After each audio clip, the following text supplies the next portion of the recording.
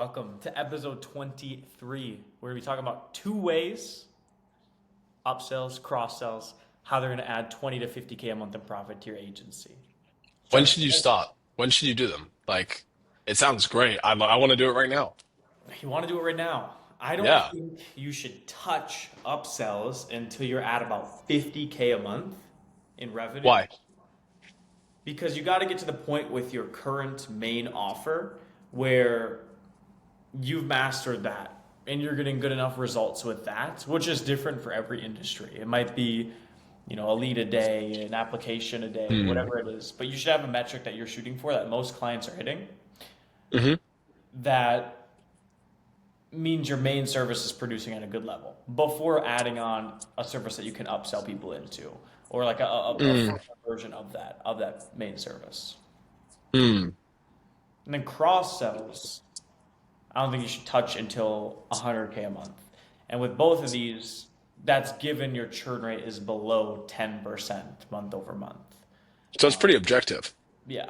but really, it's only really relevant to as like the business crosses 50,000 a month in revenue.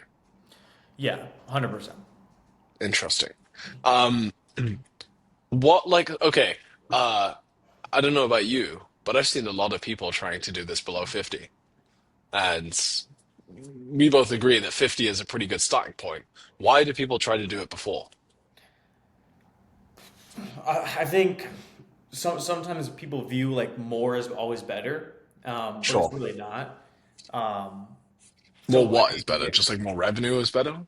just more services, more things to sell this person, which isn't necessarily a bad idea. Yeah. But I think, especially when starting out and getting past 50 to 100K a month, you want Hmm. to be extremely focused on developing the main service Hmm. as just like one service, one pricing structure, one like very, very simple and scalable. And then once you scale that to a point where, like I said, you're below 10% month over month churn, you uh you have client success that's firing off and doing well, then you can look to add on other things. But why would you add on another service or an enhanced version of a service that's not working? So basically, if you're below that point, you should watch some of our other videos to get to that point first so that this video then becomes relevant. Or feel free to watch this for entertainment purposes and figure out what you're going to do later in your agency. Now, okay, let's start with upsells. Like, what does an upsell actually look like when you're selling a service? Can you give me some examples? Upsell, what does that look like? An upsell could be an enhanced version of the current service. So if I'm doing Hmm. cold calling for a roofing company, Hmm. if they really like the service, they could upsell to get two cold callers or three Hmm. cold callers, just more of the same thing. Yep. That would be a good example. Okay, cool. So like kind of like scaling up what's working. Um, Yeah. what are other upsells? I got Outside, one for you. yeah. YouTube agencies. Let's say you just do video editing and script writing, you add thumbnails as an upsell. It's an easy upsell. Like you add like an extra deliverable as part of it. So you either do like more volume of something, or you add an extra deliverable to it. I Interesting. think those are the really only two options. And would that Um, not be yeah. considered something in a cross sell though? No, cross-sell is a parallel service. So cross-sell for a YouTube agency would be starting to do Instagram, short form content, Okay, for so example. upsells can just be Yeah. like enhance things that will enhance Yeah. the main thing, and then a cross Yeah. sell would be another channel, for example, or yeah. Upsells are more like feature or volume based, and cross sells are more like new product based. Is an Okay. easy way of thinking about it, and that's why we definitely are like don't add another service until 100. Another service is a cross sell. For a YouTube agency, you could do more videos. Like let's say you're selling 4 videos per month, you would go up to 8 videos, for example, as an Yeah. upsell, and that's you're just doing the same thing. Or you're just adding an extra deliverable, like another, like start doing thumbnails. In the case that you gave with cold callers, maybe you start doing call confirmations for somebody. So you book them a bunch of meetings. You also pre-qualify the appointments.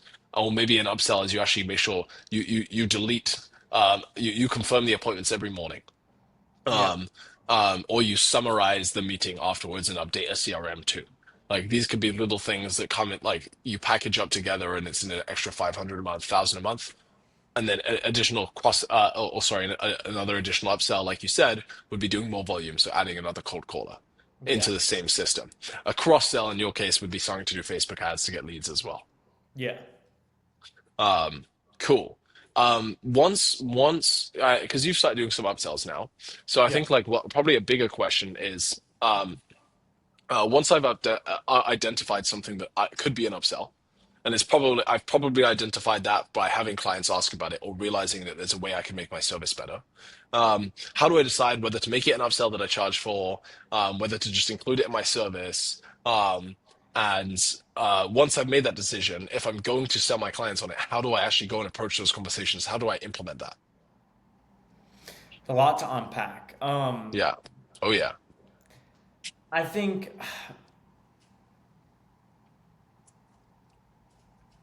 as far as inserting it in your main service or keeping it separate, Hmm. I would try to figure out if it's something that every client requires for success, or if it's something that some people could benefit from getting more of it. Um, Hmm. I don't know. That's honestly a difficult one. Okay. I'll give a couple frameworks, I guess. So like, um, I think if it's really small or nominal, it's definitely something you just include in the service itself. Um, if it requires a new person, um uh or like a lot, let's say like more than 20 hours a week across all of your clients to add this, I would consider that an upsell. But if it's like a small process change or a meet like a very like you start doing reporting more often, so you send your clients an update once every Friday and now you start doing them on Mondays too, like that kind of thing, you definitely wouldn't upsell. It's too small. But if it's like, oh, I'm going to start doing script writing, for example, then it's probably an upsell because I need to hire a script writer for my YouTube agency. That makes sense. Um, Because I mean, yeah, yeah, what I've been doing a lot of is just shoving it in the main offer. So maybe I yeah, don't even know the full cutoff of that. sure, Um, sure. but that makes And then there's a balance, right? Like you can kind of the other way to measure this is based on the performance of your service. So if your service is performing really, really, really well and everyone's getting amazing return, or like whatever goal that you figured your service accomplishes for a business, if it's doing well, there's no churn, and people are very happy with it generally, then most stuff that you can add can be an upsell. And if people are buying it, it's a good thing. It's an indicator that you're at the upsell is good and the service is good. Um, um, the the probably the other thing to consider with upselling is how you go about it with clients. Now, you should only really approach clients that are successful with your service, and you should only really be trying to upsell if that is the case. If not, again, you have less than 10% churn rate. Now, if that is the case, for most people watching this video, you're going to have some sort of check-in or cadence with your clients where you have like a message sent to them, or a phone call that goes out to them, or a scheduled Zoom meeting where you check in with them. If not, we should film a video about that in general. Um, uh, but if you do, the best way to deliver an upsell is to deliver good news, like performance doing very well, for example, and then deliver the upsell and then say, hey, by the way, for an extra 500 a month, 1,000 a month, we can take this off of your plate. It's plug and play. You just you just say yes or no on this call, and everything else is handled. You tell them the price, you get a yes or a no, and then you instantly go into Stripe. You build them for the upsell. You update their Stripe profile with the recurring subscription, and you're done. And that's a very, very fast and easy process to do. you Um, almost try to make it as yeah, easy as possible for them to say yes. frictionless. Yeah. Yes, I like so for example, we spent uh last week we hired a design agency. Okay, they don't do retainers; they just do like a design work. But I want to get them on retainer. We paid them 12K, and they sent me a wire transfer information. And I was like, can you please just send me a Stripe link? I want you guys to have our card on file so that we can get design work from you really quickly and not have to think about billing all the time and not just create an extra task. And I think what most people don't realize, especially when they're starting out in the world of services, is people really care about convenience. and extra steps or work that they have to do, extra onboarding questions, 3 hours of you need to do this and that's included in our service is not a good sell. People don't want to have to think about these things. People don't want to have to think about billing. They just want everything to just work. Um, and in general, like if you want to sell more people and you want to work with higher level business owners, we have a bunch of Uber Eats here, and it's definitely not. Hey, Miles, do you want to grab their food? Thank you, legend. Thank you. Um, if you when you're working with like these people, you'll probably find really quite quickly that the more that you can handle for them, the stronger the becomes. So that conversation should be very simple. You should not start selling your upsell until you can get it to the point where it's just a yes or no on a phone call, and billing happens in the background, and the service starts, and they don't have to think about it. Otherwise, you're likely to increase your churn, or you're less likely to actually get the upsell in the first place. Well said. Epic. Cross sells. Yeah, I'm I'm Cross I'm sells are awesome. I'm just at that stage where I'm starting to implement them, but not enough at that stage where I can just fire those off. You should Um, be able to, dude. It like so long if churn's there, you can start upselling. Like you can start saying, "Hey, do you want more volume?" If not, do you want like for you maybe it's more sales training or it's like there's something else that you can bake into the offering. Upselling is also a good way to test like the retention of your services. Um, yeah, if by approaching somebody about with a sales conversation saying, "Hey, do you want this additional feature?" Um, and they buy it and then they churn, it's a good way to almost like test how strong your client base is, if that makes sense.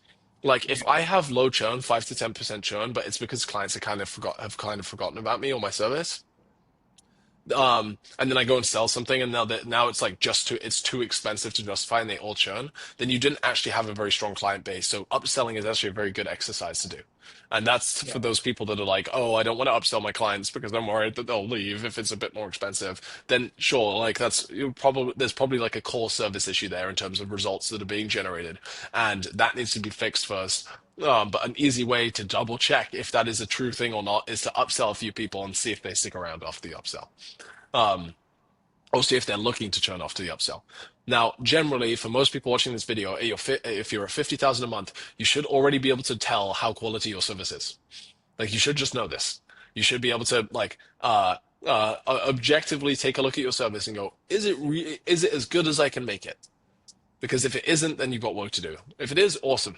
Go ahead with the upsells. Now, let's move into cross sells because cross sells is starts to get fun, and there's been yeah. a lot of lessons that I had with cross selling in general. One big thing that I hear a lot of people say is like they don't want to add on another service as like a Yeah. cross sell because it might cannibalize the main service. How would you say you like are easily able to avoid that?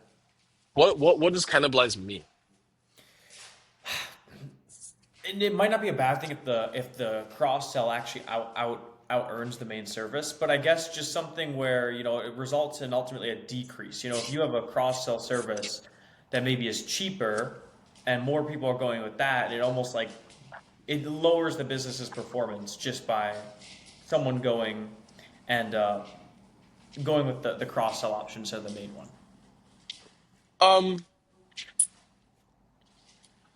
it shouldn't. Like now, the nice thing about a cross sell is when you're at 100, you can add a new service line. Now you have two routes into the business. You have two foots in the door. You have two different doors that you can to walk through to acquire this business or this client as a customer. Once you like so that in itself is a great position to be in from a sales standpoint.